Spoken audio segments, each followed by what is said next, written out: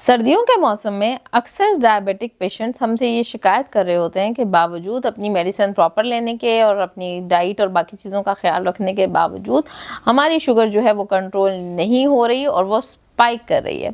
अब उसे स्पाइक करने की बहुत सारी रीजंस हो सकती हैं जिसको आप लोग इग्नोर करें और आपको लग रहा है कि नहीं, हम तो अपनी रूटीन में बिल्कुल ठीक चल रहे हैं और हमारा कोई प्रॉब्लम या हम कोई गलती नहीं कर रहे, कोई मिस्टेक नहीं कर रहे, जिसकी वजह से फिर भी हमारी शुगर ब्लड ग्लूकोज जो है वो कंट्रोल नहीं है। जैसे कि मैं हमेशा अपनी वीडियोस में आप लोगों को ये बात बताती हूँ कि डायबिटीज़ एक बड़ी फ्रेंडली सी बीमारी है। इसको आप अपना दोस्त बनाएंगे तो इससे अच्छा कोई दोस्त आपका है ही नहीं। लेकिन अब इसको आपने दोस्त बनाना है या दुश्मन, ये चॉइस आपकी अपनी है। अब इसको दोस्त बनाना और सर्दियों के मौसम में इसको दोस्त कैसे बनाना है, उसके लिए जो सबसे बड़ी मिस्टेक आप ये करते हैं, जो सर्दियों के मौसम में आपके जो स्ट्रेस हार्मोन्स हैं वो एक्टिव ज़्यादा होते हैं। जैसे कि मैंने पहले भी अक्सर बताया है कि आपका स्ट्रेस लेवल जो होते हैं वो सर्दियों के मौसम में हायर होते हैं बनिस्बत गर्मियों के मौसम में। तो आपका जो इंसुलिन है और जो आपकी कार्टिसोल लेवल है वो आपका इंक्रीज होता है, आपका वजन जो है वो ज़्यादा बढ़ रहा होता है। तो वो एक मेन रीज़न है जिसकी वजह से आपका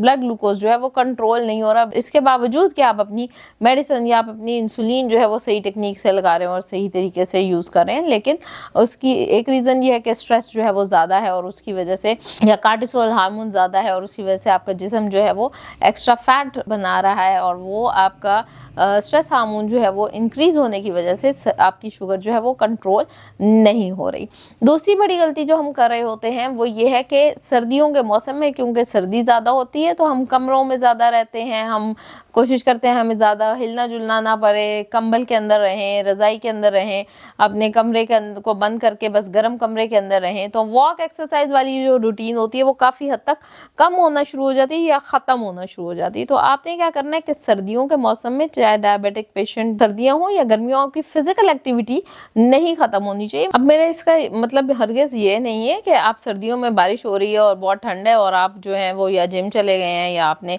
बाहर वॉक लाजमी करनी है। किसी भी मुनासिब टेम्परेचर के अंदर आप 20 से 25 मिनट की या 30 से 45 मिनट की अच्छी बेहतरीन वॉक कर सकते हैं। नहीं तो कमरे के अंदर ही हल्की सी चहलकदमी या कोई योगा के पैटर्न्स वगैरह आप कर सकते हैं। सर्दियों के मौसम में अगर आप थोड़ी ब्रीदिंग एक्सरसाइज करेंगे और अच्छी ताज़ा हवा को अपने अंदर लेना स्टार्ट करेंगे तो उससे भी अच्छे इफेक्ट्स जो हैं वो होना शुरू हो जाते हैं। गलती हम ये करते हैं कि सर्दी होने की वजह से हम फिजिकली अपनी एक्टिविटी को बिल्कुल ख़त्म कर देते हैं और ख़वातीन स्पेशली कहती हैं हम सारा दिन घर के काम करते हैं तो उसकी वजह से हम वॉक या एक्सरसाइज नहीं करते, या सर्दी बहुत ज़्यादा है तो इस वजह से। तो आप और कुछ नहीं तो हर नमाज के साथ अपने कमरे में या अपने घर के अंदर ही सहन में भी अगर हल्की सी वॉक करती हैं 5 से 10 मिनट की, तो वो भी आपके लिए नहायत मुनासिब और फ़ायदेमंद रहेगी और आपकी शुगर जो है उसको स्पाइक नहीं देगी। अच्छा, इसके अलावा एक मेन चीज़ कि हम सर्दियों में हमारी कुछ खुराक ही ऐसी हो जाती है कि हमने थोड़ी मुरगन साइड पे या जो गर्म चीज़ें हैं या जो हमने तली हुई चीज़ें हैं उनका इस्तेमाल हम थोड़ा ज़्यादा कर देते हैं। या हम ऐसी जो गरम गरम वाली चीज़ें, कोई गाजर का हलवा टाइप्स और इस तरह की जो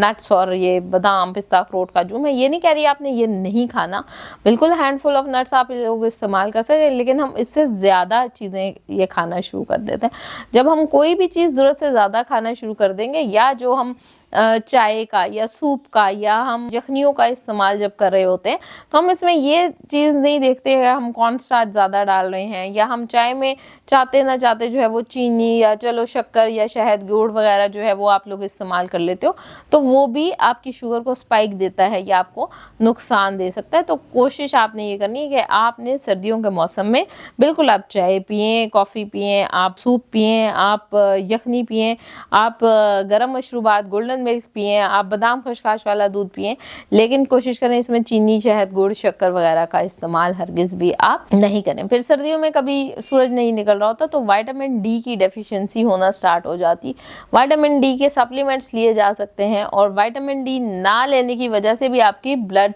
ग्लूकोज जो है वो स्पाइक करती है, मतलब बढ़ जाती है। फिर सर्दियों के मौसम में ये है कि कुछ लोग बहुत ज़्यादा ज़रूरत से ज़्यादा सो रहे होते हैं, उसकी वजह से क्योंकि एक्टिविटी ज़्यादा नहीं है हैं और सर्दी भी है तो बस रजाई से नहीं निकलना, कंबल से नहीं निकलना और सुस्ती काहली है, तो उसकी वजह से कुछ लोग ज़रूरत से ज़्यादा सो रहे होते हैं। और एक जो मेन चीज़ है शुगर पेशेंट्स की सर्दियों में जो शुगर बढ़ने की, वो ये कि हम अपने आप को डिहाइड्रेट नहीं करते। तो हमें अपने आप को पानी जो है वो ज़्यादा देना है, सुंदर तरीके से देना है, और ज़्यादा पानी का इस्तेमाल करेंगे उससे भी आपका ब्लड ग्लूकोज जो है वो नॉर्मल रहेगा, रेगुलेट रहेगा। बनिस्बत इसके कि आप पानी जब कम पीते हैं तो ऑब्वियस सी बात है कि वो ब्लड ग्लूकोज को भी स्पाइक करेगा। तो ये थी कुछ ऐसी गलतियां जो कि सर्दियों के मौसम में आप लोग कर रहे हैं, जिसकी वजह से आपका ब्लड ग्लूकोज लेवल जो है वो बढ़ता जा रहा है, कम नहीं होने पा रहा। तो अगर आप ये छोटी छोटी मिस्टेक्स करना छोड़ देंगे तो इंशाल्लाह आपका ब्लड ग्लूकोज जो है वो बिल्कुल रेगुलेट रहेगा, बिल्कुल कंट्रोल रहेगा, आपको कभी भी कोई प्रॉब्लम